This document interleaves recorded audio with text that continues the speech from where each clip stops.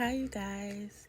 So, if you're like me, you've done this at least one time. You ripped a hole in your lace, plucking it, whether it was too fast or the tweezers were too sharp, whatever it is, do not fret. You definitely can fix this problem. So, first things first, you need to have fishing wire. This is the one I use, can be purchased at your local Walmart.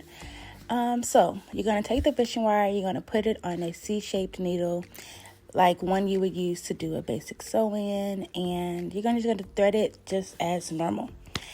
So then I like to put my finger under the lace, as you see me doing here, to hold it steady, because you want to be very careful doing this, because you want to make sure you do not make bigger holes in the lace.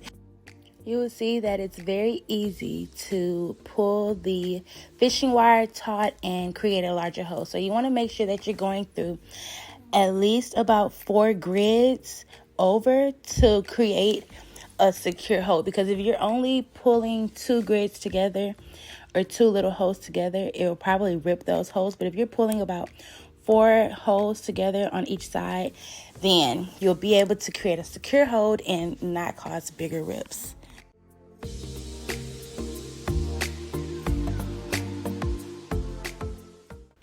It's important that you're making sure that you have very flat stitches. Given that this is the front of the lace on this unit, I try to make sure that I'm putting very neat and flat stitches so that I won't have a bulk or bulge at the front of my lace. So this takes a lot of patience. Do not rush this part. You want to make sure that you're doing it as slow as possible, neat as possible, so that you will not have any bigger holes, nor will you be able to detect this. This method should leave you with a very seamless repaired look.